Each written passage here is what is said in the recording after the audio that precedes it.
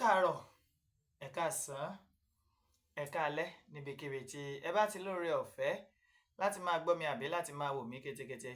Ǹjẹ́ ìpààrọ̀ orúkọ mi Adémọ́lá ọmọ omíyalé lèmi ń jẹ́. Málémi lọmọ Ìbàdàn lé Olúyọ̀lé ìlú Ògúnmọ́lá olódògbò kẹ̀rí lójú ogun ọ̀bọ ṣòkòtò kẹ̀mbẹ̀rẹ̀ bí ìjà. Èmi lọmọ agbọ́ kẹ́kẹ́ ogun mọ́sà ọmọ agbọ́ yàyà mọ́yà. Ṣáájú ohun gbogbo kí Olúwa kó bùkún orílẹ̀-èdè mi. Orílẹ̀-èdè wo là ń sọ̀rọ̀ nípa ẹ̀? À ń sọ̀rọ̀ nípa orílẹ̀-èdè olómìnira tí èmi àtẹ̀yin àti gbogbo wa tá ń làkàkà pé kí Ọlọ́run Olódùmarè kó gbà fún wa. Ṣáájú ohun gbogbo mo kí Ọlọ́run ọba tó dá mi ọ̀dá tó dá yín tó dóníkálùkù tó mọ ìdí pàtàkì tí dóníkálùkù sílé ayé tí wá ń ṣọ́ oníkálùkù tí ń ṣọ́ wa lọ́wọ́ ibi tí ò jẹ́ àṣìṣe tí ò jẹ́ àṣìjẹ tí ò sí àní sì mú k'Olódùmarè kó túbọ̀ máa ṣọ́ wa lọ. Mo kẹ́yìn àlè ulamahu warasatul anbiya'i ẹ̀yin àfọ́ Ọlọ́run tó hàn àti èyí tó pamọ́ Muqaddam Sheikh àti gbogbo mùsùlùmí pátápátá pé assalamu alaikum warahmatullahi wabarakatuhu. Mo kẹ́yìn ìyá mi, ẹ̀yin ẹ̀gbọ́n mi, ẹ̀yin àbúrò mi nínú ẹ̀sìn kìrìsìtẹ́nì, Reverend Bishop Alfaa nínú ìjọ àgùdà, ìjọ onírìbọmi Kérúbù and Séráfù Celestial Catholic Methodist. Mo kí gbogbo yín o pé àlàáfíà Ọlọ́run kó máa bẹ pẹ̀lú yín àti gbogbo ìdílé yín pátápátá. Mo wá kẹ́yìn ìyá mi, ẹ̀yin bàbá mi, ẹ̀yin ẹlẹ́sìn kẹ̀sìn kẹ̀yin ẹlẹ́sìn àbáláyé, mo kí yín o. Mo léwí á máa jẹ́, egbò á máa jẹ́, ẹ̀ ní ṣe wéjá, ẹ̀ ní ṣe gbòwà. Àlùbáríkà àwọn tó lódùmarè tó kólé ayé lé lọ́wọ́. Mo wá ṣèbẹ̀yìn ìyá mi abọ̀já gbọ̀rọ̀gbọ̀rọ̀. Ẹ̀yin abiyamọ tí pọnmọ tọmọ yìí fi ṣubú. Ẹ̀yin abiyamọ tí dúró tọmọ níjọ́ ogun bá le. Ẹ̀yin abiyamọ tí dúró tọmọ tọmọ yìí fi ṣìṣe. Àdún mẹ́ta báyìí làdún ẹ̀yin ìyá mi. Ọ̀kan fọ́, ọ̀kan nù, ẹ̀ ń fi kan ṣoré kiri. Èyí tẹ́ fi ń ṣoré kiri, ẹ fi ṣàwa ọmọ Yorùbá tòótọ́, ẹ fi ṣe wá lóore owó, ẹ fi ṣe wá lóore ọlá, ẹ fi ṣe wá lóore àìkú tí ń ṣe baálé ọrọ̀. Torí ẹ̀yin làgbà gbanigbani. Mo ṣèbà orí tó kún tí ò níná. Mo ṣèbà ọjà tó kún tí ò lérò. Mo wá ṣèbà oko tó pọ̀ jaburata tí ò nírúgbìn. Ẹ̀yin àgbà gbanigbani, mo ṣèbà yín o. Mo kí kábíyèsí Ọ̀nìrìṣà, jìgbìnìbí àti àkún, aláṣọ àlà funfun gbò, ọ̀jájá, àfìdí ọ̀tẹ̀ jẹlẹ̀, ọba Babátúndé ẹni ìjà Adéyẹyè Ògúnwùsì Ọ̀jẹ́jẹ́ the second. Mo fi kábíyèsí Ọ̀nìrìṣà, mo fi kí bàbá tèmi ọba Owólabí Ọlákùlẹ́yìn Akínlóye the first. Ìyẹn Olúbàdàn ilẹ̀ Ìbàdàn, kádé pẹ́ lórí kí bàdàn pẹ́ lẹ́sẹ̀ kẹsìn ọba ó jẹ kó kánrin kéṣe. Mo wá fún àwọn méjèèjì, mo fi kí gbogbo ládéládé lóyè lóyè pátápátá nílẹ̀ káàárọ̀ òjíire. Mo kí gbogbo gómìnà ilẹ̀ Yorùbá pátápátá látòrí gọ́vnà Abíọ́dún Olúwaṣèyí ọmọ Mákindé lórí gọ́vnà Babájídé Sanwó-Olú, gọ́vnà Dàpọ̀ Abíọ́dún, gọ́vnà Lucky Ayédatiwa, gọ́vnà Adémọ́lá Nurudeen Jackson, gọ́vnà Abíọ́dún Oyèbánjí ti ìpínlẹ̀ Èkìtì. Mo wá kí gbogbo ọmọ Yorùbá ní Kogi àti ní Kwara pátápátá pé a kú dédé àsìkò yìí.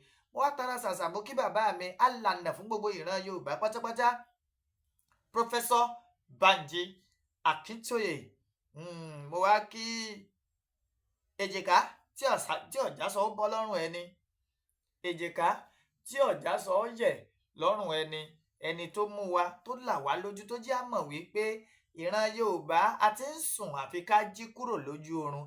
Olóyè Sunday Àdìsá ọmọ Adéyẹmọ, àkùkọ gàgàrà tó gorí àpáta lọ rèé lé téńté, ojú tó lé ojú tó ko, olówó orí ọkọ tó yọ̀ sí ọkọ̀ Adérọ́pò, bàbá Michael bàbá Yọ̀mídé, bàbá Ronaldo bàbá Àṣàbí, Ìgbòho mọ̀rẹ́ ọmọ alágbàdo òde, májàsọ́lá ọmọ ládéládé ládé aláàfin ọ̀ládé, adé orí aládékún la gbà fáláàfin. Ìwọ tó bá wá rú lójú wa bá padà pàdé kábíyèsí ikú bàbá yèyé lójú ọ̀nà, kò bí wọ́n léèrè pé ṣé lóòótọ́ adé orí aládékún la gbà fáláàfin. Mo wá kí gbogbo ọmọ Yorùbá pátápátá ní diaspora pé ojú tẹ́ fi ń wò mí ò ní fọ́, etí tẹ́ fi ń gbọ́ mi ò ní di. Àlùbáríkà àwọn tó lọ ń kólé ayé lé lọ́wọ́, wọn ní rùkú yín wá bá wa nílé, wọn ní pè yín ń pè pàjáwìrì, ẹrù tábíamọ yìí tú, wọn ní gbé ka yín mọ́lé. Lẹ́ẹ̀kan sí a kú ara fẹ́ra kù ẹni re, a kú ara fẹ́rakù ẹni dáadáa, a kú ara fẹ́rakù olóòótọ́ èèyàn, Barrister Janet Fashakin. Ibo mò ń lọ lálẹ́ yìí, ẹ wo ẹ̀yin ọmọ Yorùbá, òru ọ̀gànjọ́ la wà yìí, bẹ́ẹ̀ ni lórílẹ̀‐èdè Yorùbá àsìkò tá a wà yìí ń lọ gẹ́gẹ́ bí aago kan ó lé. Ọ̀rọ̀ tí mo fẹ́ sọ kì í sọ̀rọ̀ tó pọ̀, bẹ́ẹ̀ ni ìdí nù tí n fi tí ì play orin. Mo fẹ́ kẹ́ ẹ tẹ́tí gbẹ̀lẹ̀jẹ́ kẹ́ ẹ jẹ́ àfọjọ́ fetí gbéyàwó ọ̀rọ̀. Mo fẹ́ sọ̀rọ̀ nípa arábìnrin kan tí wọ́n ń pè ní Queen Bee. Bẹ́ẹ̀ ni mo fẹ́ sọ̀rọ̀ nípa Queen Bee. Àwa Yorùbá a ní àṣà, a ní ẹ̀kọ́, ìbí oníkálukú tó wá sọ̀tọ̀ọ̀tọ̀ torí pé kí ni oníkálukú gba ẹ̀kọ́ ọ̀tọ̀ọ̀tọ̀ láti ìdílé tó ti gbé wá. A sì ní ìgbàgbọ́ wípé gbogbo ìjà yòówù tó bá mọ báyàn jà tó bá ti di pé Olódùmarè ti pè sọ́dọ̀, èmi nígbàgbọ́ wípé ó yẹ kí gbogbo orú ìjà bẹ́ẹ̀ kó jẹrodò lọ́mú mi ní, torí pé ẹni náà ó ti fi ikú ṣàgbà wa. Àmọ́ ọ̀rọ̀ ò rí bẹ́ẹ̀ lágbónú tilé Queen Bee tó sọra rẹ̀ di karanjẹ́gbọ́n, tó sọ ìjà oníjà tí ń sọ̀jà oníjà di tiẹ̀, tó ní wípé lóòótọ́ Barrister Janet Fashakin wọ́n ti wàjà, wọ́n ti papòdà, àmọ́ òun ó sì mọ bá Barrister Janet Fashakin, òun ó sì mọ bá wọn ṣọ̀tá lọ ní. Kí ló dé? Torí kíkíni má bàa ṣe. Ẹ bá ń bi Queen Bee léèrè, kí ni Barrister Janet Fashakin kí ló gbà lọ́wọ́ ẹ̀? Bẹ́ẹ̀ bá sì gbàgbé, bẹ́ẹ̀ bá rántí, bẹ́ẹ̀ sì rántí tẹ́ ẹ̀ gbàgbé, olórí burúkú Queen Bee òun ló pe olóyè Sunday Adisa ọmọ Adéyẹmọ, ń ló sọ bàbá yìí ní orúkọ tí ìyá àti bàbá ò sọ, orúkọ tí ìran Yorùbá ò sọ, orúkọ tí ọmọ rẹ̀ ò sọ, tíyàwó rẹ̀ ò sọ, tí àwa látìlẹ́yìn rẹ̀ tá a sọ. Òun ni máa ń pe olóyè Sunday Adisa ọmọ Adéyẹmọ ní overrated. Ṣé ẹ mọ̀ tún mọ overrated? Overrated ni ẹni tá a ti pòkìkí ẹ̀, ẹni tá a gbé gẹṣin áyán kọjá bó ti wà lọ, ẹni tá ń tàn tí ń tanra rẹ̀. Bàbá wa bí ni tí èé ṣe é fàjà. Ó tún pe bàbá wa Professor Banji Akíntóyè lórúkọ kan, ó ní dúdú yẹrí àbí nǹkan, ó sá pè wọ́n lórúkọ kan. Ẹ wá bá ń béèrè lọ́wọ́ Queen Bee, ṣé àgbo tán ní kó fi wẹ̀ ṣé ló gbé mu ni, àbẹ́yìí tán ní ó gbé mu ilé ìwẹ̀? Àmọ́rọ̀ Queen Bee ò lè dùn mí. Nínú ìwádìí wa a rí wípé ó ní abẹ́rẹ́ tí mò ń gbà lóṣù mẹ́ta, torí pé tóṣù Queen Bee bá ti lé, ìgbà náà ni máa ń hùwà kò tọ́, ìgbà náà ni làákàyè rẹ̀ máa ń dọ̀bálẹ̀, ìgbà náà ni ọpọlọ rẹ̀ máa ń wà 500 meters behind. Ó mà ṣe o, tá a bá ní aka irú inú ẹrú àbàjẹ́. Kì í ṣe gbogbo ẹni tẹ́ ẹ bá rásọ lọ́rùn rẹ̀ pátápátá ló gbádùn, kì í sì ṣe gbogbo èèyàn tẹ́ ẹ bá rákìsà lọ́rùn rẹ̀ ńlọ ya wèrè. Queen Bee is a typical example of wèrè aláṣọ. Tá a bá pèèyàn ní wèrè aláṣọ, wèrè tó wọṣọ, tó lo ẹ̀ṣọ́, tó lo gbogbo nǹkan téèyàn fi dá àyàn mọ̀ gẹ́gẹ́ bí èèyàn, àmọ́ psychologically tí nǹkan kan ń jẹun nínú ọpọlọ rẹ̀ tí ò gbádùn. Ó ní Queen Bee. Bẹ́ẹ̀ ni ìjà oníjà tí mo ló sọ di tiẹ̀, ìjà ìyá wọn onídọ̀tí, ẹni àánú, ẹni òfò, Dúpẹ́ Onídìrí, aṣẹ́wó, tòbò jẹun, ìjà rẹ̀ ní ń gbè títí tó fi bá Barrister Janet Fashakin ja ìjà ojú ikú débi pé ìyá ìkú tán ẹkùn ibi ò tún dẹ́kun àti máa ba ìyá yìí ló kọjẹ́. èmi ò wá kàn fẹ́ máa wá wáwí asán, màá fẹ́ kẹ́ ẹ fetí gbéyàwó ọ̀rọ̀ kẹ́ ẹ gbọ́ díẹ̀ nínú àwọn voice note tí Queen Bee ti ń tàtàsẹ̀ rẹ̀ bọ́ síta láti máa tàbùkù Barrister Janet Fasaki kí n tó wá máa tún pẹrẹpẹẹrẹ ọ̀rọ̀ pé kí gangan ló fa bìlísì, kí gangan ní ń dun Queen Bee lórí ọ̀rọ̀ Barrister Janet Fasaki. n tí ò dẹ̀ yé Queen Bee ni wípé ogún ọdún tí mọ́ínmọ́ín ti ń ṣoge ìhòhò báyìí làkàrà wà, ìhòhò yìí náà sì làkà ọmọ wà àtáyà màlìkì yẹ́wùmá.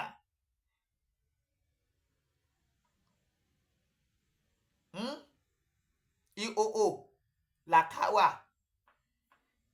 Tí Janet Fasaki tó ṣe nínú struggle Yorùbá Nation ẹ bá ń bi Queen Bee léèrè kó bọ́ta with evidence kí ni dàda rẹ̀ ti dá lára nínú struggle Yorùbá Nation àtowó wèrè tó lò ní lọ́wọ́.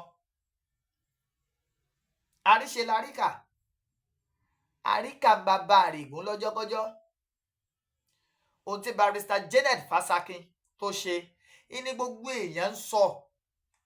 Queen Bee wèrè ọjọ́ta wèrè kó bọ́ta kó fún mi lésì kí ni dàda rẹ̀ ti dà nínú struggle Yorùbá Nation rí, yàtọ̀ sí pé òun àti Dúpẹ́ Onídọ̀tí da ìrìn àjò Yorùbá Nation rú, léyìí tí Barrister Janet Fasaki ò fọwọ́ sí pẹ̀lú wọn tán fi bẹ̀rẹ̀ sí ní pé Barrister Janet Fasaki ní oríṣiríṣi orúkọ. màá wá fẹ́ kẹ́ ẹ tẹ́tí bẹ̀lẹ̀ jẹ́ kẹ́ ẹ gbọ́ díẹ̀ lára àwọn fọ́nrán voice note tóbìnrin burúkú ẹni ibi tí pọnmọ́ rẹ balùwẹ̀ yìí tó fi síta lórí ọ̀rọ̀ Barrister Janet Fasaki. ẹ wo ẹ bá ń gbọ́ ẹ gbọ́. ìwọ ń tiẹ̀ ò mọ nǹkan tó ń ṣẹlẹ̀ orí òpin kí lorúkọ ẹ̀yìn náà Portable àbí wọ́dà tó dé orí òpin nàìjíríà ló ń gbé àwa wà ní ìlú òyìnbó àmọ́ tó ṣe ń lọ àwọn ṣé ìkọ́ọ̀tù pẹ̀lú àwọn èèyàn tó yẹ kó sọ̀rọ̀ nípa ẹ̀ àbí àwọn atẹnujẹ tó ń fún wọn ní crumb ó mọ nǹkan tó ń jẹ́ crumb irun búrẹ́dì ọ̀tọ̀ lẹni tó ń jẹ búrẹ́dì àtẹni tó ń jẹ irun ni èkó ọ̀ṣun wá ń sọ̀rọ̀ èkó ọ̀ṣun ṣó pẹ̀lú ènìyàn orí òpin ìwọ àti ẹ̀ irun yín òpin Janet Fasaki èmi wọ́n bẹ̀rẹ̀ pẹ̀lú ẹ̀ nínú Yorùbá Nation torí mo rí pé ó ti compromise pé orí ẹ̀ ti yí ìyẹn Janet Fasaki ń gbà yẹn ní mo bá jà mí ìbàjà mọ́ sí ìbẹ̀ ó ti àwọn náà ti jù ú lọ ṣe kí láfẹ̀ mi pẹ̀lú ẹ̀ nígbà yẹn tí mo ń bàjà ni mo sọ yìí kò ń ṣe é sì tó kú mọ́ kẹlẹ rí yín kẹlẹ sí ọpọlọ yín àti wọ àti question àti gbogbo yín àti gbogbo every one of you ṣé kan àjàkáyé tó ń bá mi jà orí gbogbo yín ò pè lọ́pọlọ ní tó ṣẹlẹ̀ tí Janet ti ṣe mo pẹ̀lú àwọn tó gbé lọ sí kóòtù Nàìjíríà tó ní 12 disciple tó list mo pẹ̀lú gbẹ̀mí ìbàjá mo kàn wípé orí òpè náà ni torí pé kò mọ tó ń ṣe náà ni mo dẹ̀ rí pé ó ti gbowó mo dẹ̀ rí pé kò mọ ṣé mo pé àwọn míì ṣe nǹkan wọn ò mọ nǹkan tó ń ṣe tó má bá mi sọ̀rọ̀ ó pẹ̀lú àwọn tí mo fẹ́ dá lóhùn orí òpè Portable lórúkọ ẹ̀ ń jẹ́ nínú tí mo fọwọ́ lé lórí so ní tí mo fọwọ́ lé lórí ni pé ẹ ṣe ọpọlọ yín ẹ má máa bá anybody jà èmi ni ti Paul èmi ni ti Apollo gbogbo èèyàn kọ́ ló máa bá jà nítorí pé gbogbo èèyàn kọ́ ló mọ nǹkan kò ṣe gbogbo èèyàn ló mọ nǹkan tó ń ṣẹlẹ̀ gan èmi at least mo mọ a lot mo mọ a little bit nǹkan tó ṣẹlẹ̀ kí ni ní wèrè mà sáàdì overrated àti bàbá dúdú ṣé ń gbọ́ àti madam Modúpẹ́ Onítìrí olóyè Sunday Abíọ́lá Igboho ni èmi overrated mọ nǹkan tó ṣẹlẹ̀ ní both sides ẹ̀yin tẹ́ ẹ̀ dẹ̀ mọ̀ ẹ má mọ̀ ẹ dúró ti ibi tẹ́ ẹ mọ̀ èmi tẹ́ ẹ rí pé mo wà pẹ̀lú eléyìí mo wà pẹ̀lú yẹn ẹ̀yin lẹ̀ mọ̀ ìṣùgbọ́n Ọlọ́run mọ̀ àdàbí tí máa gbowó lọ́wọ́ anybody nínú sáìdì méjì àdàbí tó bá yẹ pé mò ń jà fún ara mi àbá àdàbí tó bá yẹ pé mò ń jà fún torí pé mo mọ overrated rí àbí bàbá dúdú rí ni mò ń jà àbí mo mọ bàbá yín èmi ló kàn ni mò ń jà fún ṣùgbọ́n tó bá ti jẹ́ pé mo ti madam Modúpẹ́ Onítìrí dúró fún àti pé Yorùbá fẹ́ lọ nínú oko ẹrú tí àfẹ́ kí ẹ̀mí ènìyàn lọ lèmi dúró fún àfẹ́ kí wọ́n pa àwọn ènìyàn wa kẹ́jẹ̀ lọ lèmi dúró fún tí wọ́n jẹ́ ẹni mo dúró fún èmi máa wí ní ṣùgbọ́n wáyé pé mo dúró fún pé owó ni mo fẹ́ make owó mo fẹ́ gbà nínú ntọ́lọ́run ti ṣe fún mi ntọ́lọ́run ṣe fún mi mọ́ kò dẹ̀ lè yé yín Ọlọ́run ti ṣe fún mi kí n tó wọnú Yorùbá nation mo wà ní out there mo wà billions of people ló mọ̀ mi mo wà out there with good people not you rubbish people àwọn èèyàn tí mo wá pàdé ní Yorùbá nation yìí gan most of them are rubbish. ṣé ń gbọ́ wèrè. only few ni mo mọ̀ pé èèyàn gidi ni wọ́n àwọn èèyàn olè àwọn èèyàn kéèyàn ni mo pàdé ní Yorùbá ṣé èkó ọ̀sìn ta ló ń jẹ́ bẹ́ẹ̀ èèyàn amúgbó yẹn ìyẹn di ọ̀tí àbí àwọn tó tẹ̀lé àbáwọn tó mọ̀ tó mọ̀ ìyẹn àwọn yẹn ni wọ́n máa sọ̀rọ̀ pé ènìyàn ni wọ́n go and mind yourself èmi pẹ̀lú mi tẹ̀ lè sọ pé ènìyàn ni mo kàn mention a little bit kọ́ lè mọ ohun tí mo bá wọ́n rò pé ta lè lè bá sọ̀rọ̀ pé kọ̀ǹda sọ̀rọ̀ mo ṣe mention orúkọ ẹ̀. So go and shut up. You don't know nothing about this journey. Àwọn àmọ́ journey àmọ́ láti bẹ̀rẹ̀ àdèmọ àmọ́ dópin. Èmi mọ̀ láti bẹ̀rẹ̀ èkó òṣèlú ọmọ nothing.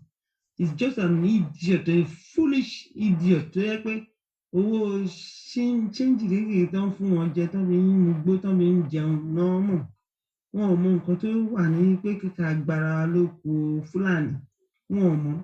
So and I'm not gonna fight you to make you believe what I believe. So nto molumo de mo ti èmi mọ̀. So go fuck off.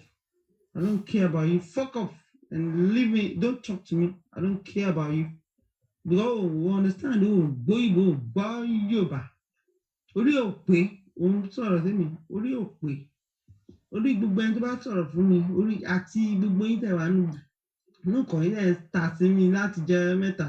Àtọmú àlè tó jẹ́ títí tó jẹ́ pé mo pè títí aláyọ̀ ọmú àlè ni àti gbogbo yín tẹ̀ ń ta sí mi nínú ìkànnì orí yín ò pè bastard ni ẹ̀bẹ̀ alọ́mọdé kúkú Janet ikú Janet bí ikú Janet ṣe bó ṣe kú dànù èyí náà máa ṣe kú dànù tó lẹ́yìn tó bá ta sí mi máa kú kúrò bẹ́ẹ̀ ni nǹkan tí mo sọ ni mo mí ni mo dẹ̀ mí nǹkan tí mo sọ. Kẹ́ fọkọ̀ fẹ́yìn mú àlè. Mo rò pé ẹ ti gbọ́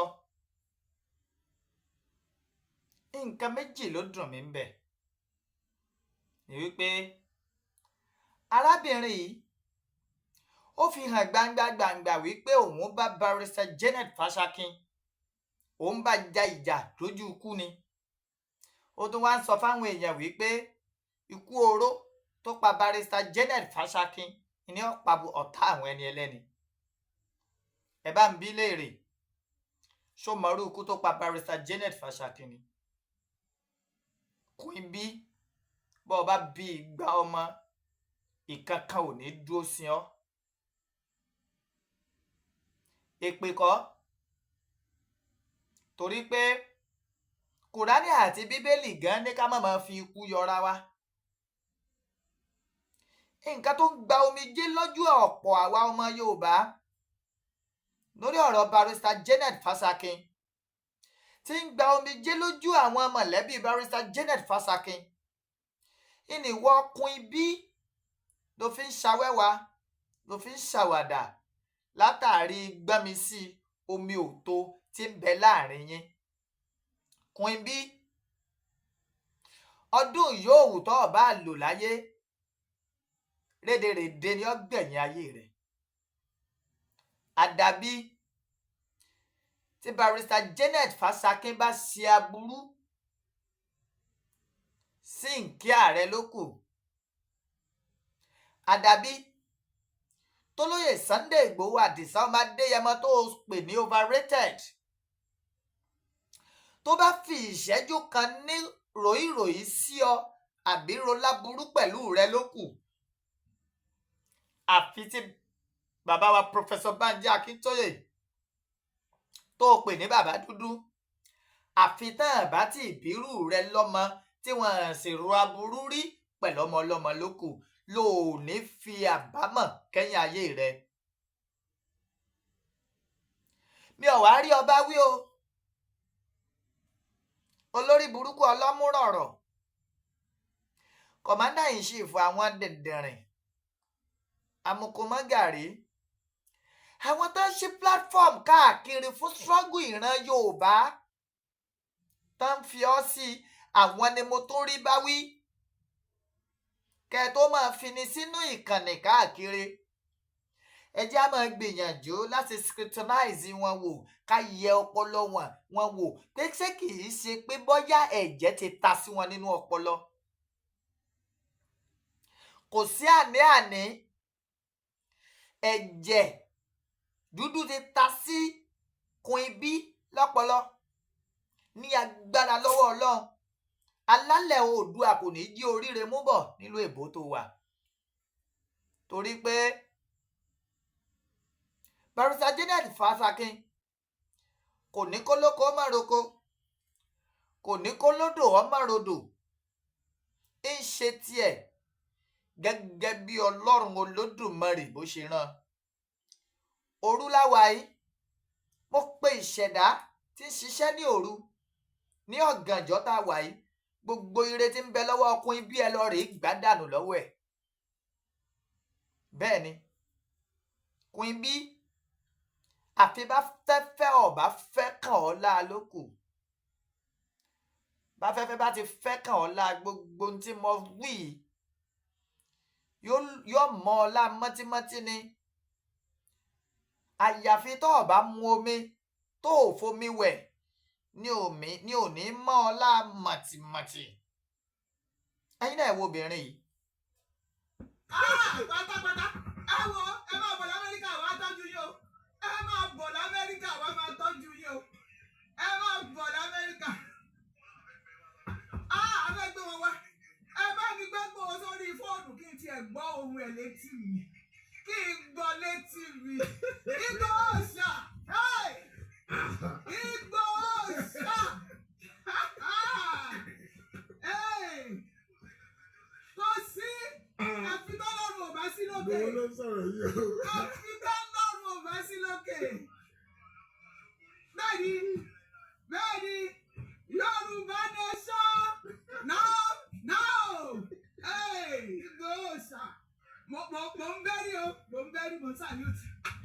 ẹ ṣe àbá sọ̀rọ̀ níta. This was the day tí wọ́n fi olóyè Sunday Àdìsá ọmọ Adéyẹmọ lẹ̀ nínú àhámọ́ nílùú Benin Republic. fídíò yìí ó ń ṣe àfihàn bínú obìnrin yìí bó ṣe plain tó, bó ṣe ní ìfẹ́ Yorùbá nation tó. She's a lawyer for crying out loud. Kìí ṣe lọ́yà orílẹ̀-èdè Nàìjíríà, a lawyer in the United States of America. Olówó, olọ́rọ̀, ọlọ́ndà ó pé lóbìn. àmọ́ ó jọ̀wọ́ gbogbo ọlá, iyì, ẹ̀yẹ tó lódùmarè fún un, ìwà ń jà fún òmìnira ìran Yorùbá. ìwọ Queen B tá a mọ imí tó sú ọ, tá a rí bì kankan tó o ti hàn rí, olórí ibú èèyàn wá bẹ̀rẹ̀ sí ní fẹnu àbùkù òfin bàjẹ́ débi pé ó tún wá wọ sàárè sùn ó tún wá sọ fáwọn èèyàn pé ikú oró tó pa Barrister Janet Fasakin ni ó pa àwọn èèyàn. Àdàbà rẹ̀ ń pègèdè bíi pẹ́yẹlé ọ̀gbọ́ ẹyẹlé gbọ́ títiri ní tiri o. Queen B òun wọ̀run sùnsùnsùn bí ẹni tí ò ní kú mọ́. Ó lè dé ní àgbégbìn kóru tá a wà yìí kó tó mọ́jú. Ọlọ́run ní í ṣe nǹkan rẹ̀ bẹ́ẹ̀ kì í ṣèyàn. Tó o bá nígbàgbọ́ pé bóyá wọ́n lọ pa Barrister Janet Fasakin, ìwọ kọ́. Ó wu Ọlọ́run kó mú Barrister Janet Fasakin lọ ni. Ẹgbẹgbẹ̀rún rẹ Queen B kò sí ní tó o lè fi Barrister Janet Fasakin ṣe, Ọlọ́run ló pè sọ́dọ̀. Igi tó tọ́ èé pẹ́ńgbò. Irú ẹ̀yin olórí burúkú bíi ìwà ọmọ Queen B àti Dúpẹ́ Onídọ̀tí àtàwọn àjàkáyé àǹkó tẹ́ẹjọ́ wáyé, ẹ̀yin ló yẹ k'Olódùmarè ọmọ bẹ́gi yín. Torí bá a bá pàdánù orú yín a ní ríro, torí kò sí ń tẹ́ ẹ dà fúnran Yorùbá, kò sí ń tẹ́ ẹ ṣe fúnran Yorùbá. Èmi wá ń sọ fún ọ Queen B, ọmọ Ìbàdàn ní mílí Olúyọ̀lé ìlú Ògúnmọ́lá ológbòǹgbò kẹrin lójú ogun ọbọ Sokoto kẹmbẹrẹ bí ìjà. Alálẹ̀ Oòduà ò ní jí oríire gbámú. Àlùbáríkà àwọn tó lódùmarè kó lé ayé lé lọ́wọ́. Èṣù láàlú gbìrì òkú abániwọ́ràn bá rí dẹ́ bọ́ra ti jẹ́ látọ̀ pa. Ẹlẹ́kún sunkún láàróyè ìṣẹ̀jẹ̀. Ọ̀tọ̀ lè ṣu ọ̀dàrà, ọ̀tọ̀ lè ṣu onílé oríta. Èṣù tí í ṣèèyàn tí bá tèèyàn jẹ́ yóò wọlé tó ọ Queen B, ò ní ríire gbámú. Kí ló dé? Ṣé ìwọ nìkan ni? Ìyá rẹ ìyá òfò Dúpẹ́ Onídọ̀tí àwánú àwọn tó tà jáde náà. Where were you Queen B? Ibo ló wà ńgbà náà? Gbogbo owó tó wá ń claim pé o ní ní ìsìn àbí bóyá kẹ́ ẹ tún voice note yẹn gbọ́ ẹ dákun. Mo fẹ́ kẹ́ ẹ tún gbọ́ ni. Ó mà ṣe o. Mo fẹ́ kẹ́ ẹ tún gbọ́. Èèyàn kan lọ́mọ papòdà ní gbogbo ọmọ Yorùbá ń kárí bọnú tí a ń ṣèdárò ẹni re. Queen B bọ́ ọ bá ìpapòdà wàláhì tàláhì ò ní rè èèyàn dárò rẹ̀. Ajá ni ó jòkú rẹ̀, ìwọ lórí burúkú ẹni òfò ẹni àdánù ẹni ẹgbẹ ẹni ẹ̀kọ́. Ẹ tó gbọ́. ìwọ tí ẹ ò mọ nǹkan tó ń ṣẹlẹ̀ orí òpin. Sọba Yorùbá kà máa sọ̀rọ̀ bí akótọ́ bá nu báyìí. Pọ́tébù àbí wọ́dà tó dé orí òpin Nàìjíríà ló ń gbé. Àwa wà ní ìlú òyìnbó àmọ́ tó ṣe ń lọ. Òun fi kú Àwọn yọ ṣé ẹni. ìkọ́jú pẹ̀lú àwọn èèyàn tó yẹ kó sọ̀rọ̀ ń pa ẹ̀ àbí àwọn atẹnujẹ tó ń fún wọn ní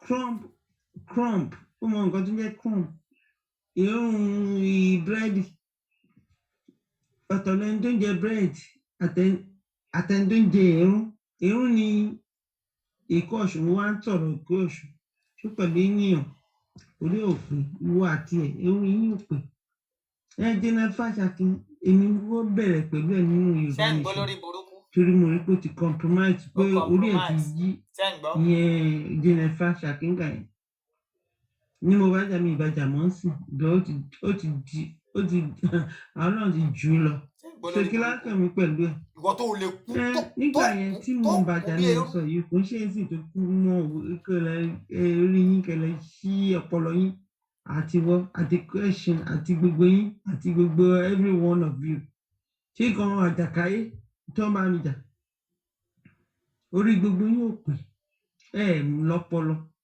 ní tó ṣẹlẹ̀ tí Janet ti ṣe mo pẹ̀lú àwọn tó gbé lọ sí kóòtù Nàìjíríà tó ní 12 disciples tó lè mo pẹ̀lú gbẹ̀mí ìbàjá mo kàn wí pé orí ọ̀pẹ náà ni tẹ́ torí ń pé gbọ́ kò mọ tó ń ṣe náà ni mo dẹ̀ rí pé ó ti gbowó mo dẹ̀ rí pé kò só mọ ń lò fún lówó ṣé mo pé àwọn míì ń ṣe nǹkan wọn ò mọ nǹkan tó ń ṣe tó má bá mi sọ̀rọ̀ ó pẹ̀lú àwọn tí mo fẹ́ dá lóhùn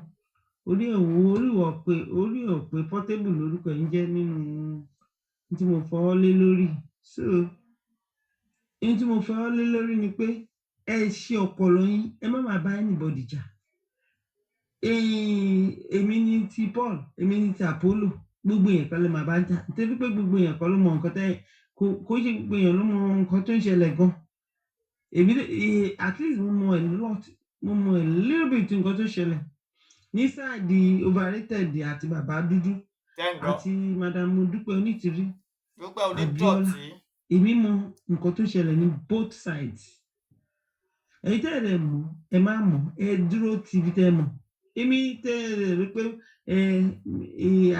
mo wà pẹ̀lú eléyìí mo wà pẹ̀lú yẹn ẹ̀yin lẹ̀ mọ̀ ìṣùgbọ́n Ọlọ́run mọ̀ àdàbí tí máa gbowó lọ́wọ́ anybody nínú sáìdì méjì àdàbí tó bá yẹ pé mò ń jà fún ara mi ni àdàbí tó bá yẹ pé mò ń jà fún nítorí pé mo mọ overrated àbí bàbá dúdú rí ni mò ń jà àbí mo mọ bàbá yín èmi ló kàn ni mò ń jà fún ṣùgbọ́n tó bá ti jẹ́ pé mo ti madam Modúpẹ́ Onítìrí dúró fún àti pé Yorùbá fẹ́ lọ nínú oko ẹrú tí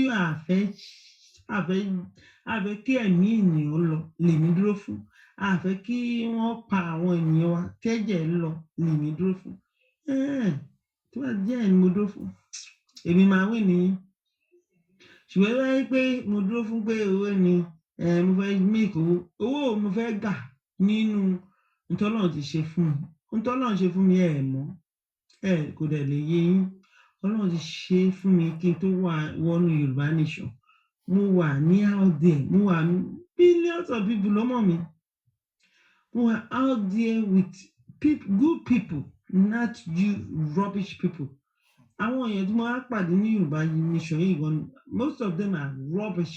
ẹ gbọ́ wèrè. ó ní few ni mo mọ̀ pé èèyàn gidi ni wọ́n àwọn èèyàn olè àwọn èèyàn kéèyàn ni mo pàdé ní Yorùbá ṣé èkó ọ̀sìn ta ló ń jẹ́ bẹ́ẹ̀ èèyàn amúgbó yẹn ìyẹn di ọ̀tí àbí àwọn tó tẹ̀lé àbáwọn tó mo mọ̀ tó mọ̀ ìyẹn àwọn yẹn ni mo fẹ́ máa sọ̀rọ̀ pé èèyàn ni wọ́n go and mind yourself èmi pẹ̀lú mi tẹ̀ lè sọ pé èèyàn ni mo kàn mention a little bit kọ́ lè mọ ẹni tí mo bá wọ́n rò pé ta lè lè bá sọ̀rọ̀ pé kọ̀ǹdá sọ̀rọ̀ mo ṣe mention orúkọ ẹ̀. So go and shut up. You don't know nothing about this journey. Àwa mọ journey àmọ́ láti bẹ̀rẹ̀ àdèmọ àmọ́ dópin. Èmi mọ̀ láti bẹ̀rẹ̀ èkó òṣèlú ọmọ nothing. It's just an idiot, a foolish idiot tó yẹ pé owó change kékeré tó ń fún wọn jẹ tó fi ń mugbó tó fi ń jẹun lọ́wọ́. Wọn ò mọ nǹkan tó wà ní pé kíkà agbára lóko Fúlàní. Wọn ò mọ̀. So and I'm not gonna fight you to make you believe what I believe. So unto molumo the mountain me.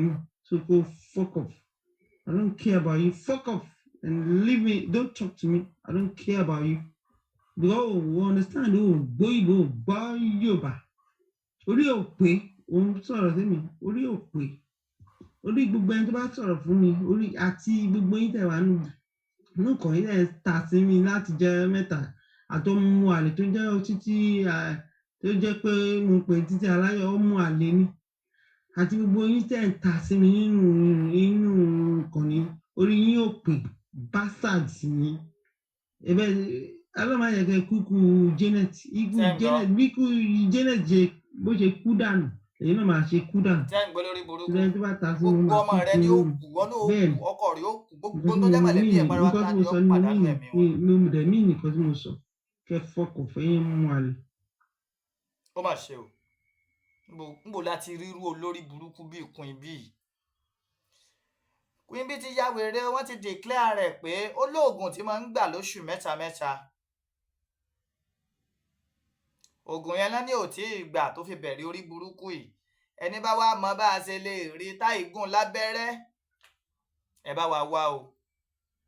Queen Bee, mark my words, ikú oró ni ó pa ọ́ àtiwọ́ o àtẹ̀ntọ́ tẹ̀lé Dúpẹ́ Onídọ̀tí àti gbogbo ẹ̀yin yòókù ẹ̀ ní ríre gbámú àlùbáríkà àwọn tó lódùmarè kó lé ayé lọ́wọ́. Mo sọ yìí mo dúró ná torí àsọjù ọ̀rọ̀ ní díjà alẹ̀ àmẹ́yìí tí mo ti sọ yìí ó yẹ kó ti yáwọn olórí burúkú tí mo bá wí. Máa lé mi lọ́mọ Ìbàdàn lé Olúyọ̀lé ìlú Ògúnmọ́lá olódògbò kẹrí lójú ogun ọ̀bọ ṣòkòtò kẹ̀mbẹ̀rẹ̀ bí ìjà. Èmi lọ́mọ agbọ́ kẹ́kẹ́ ogun mọ́sà ọmọ agbọ́yàyà mọ́yà.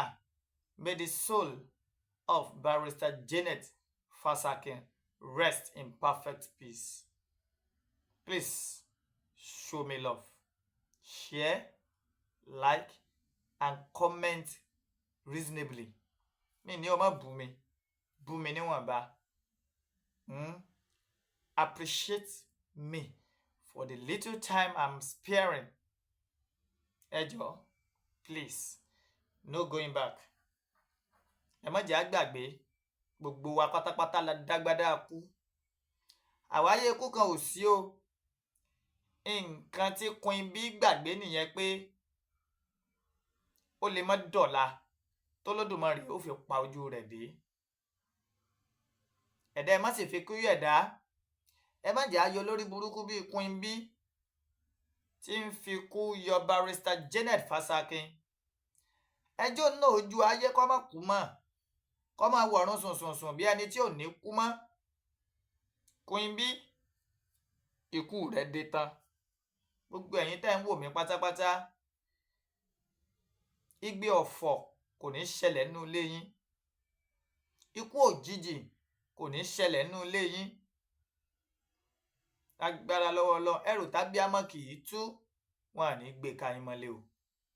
Èmi ti yín tòótọ́ Adémọ́lá Ọmọmíyalé. I love you all. Àdìsá ọmọ Adéyẹmọ fíálẹ̀ máa wò wọ́n níran. Ago yóò dádì ẹgbẹ̀yìn. Ó dàbọ̀.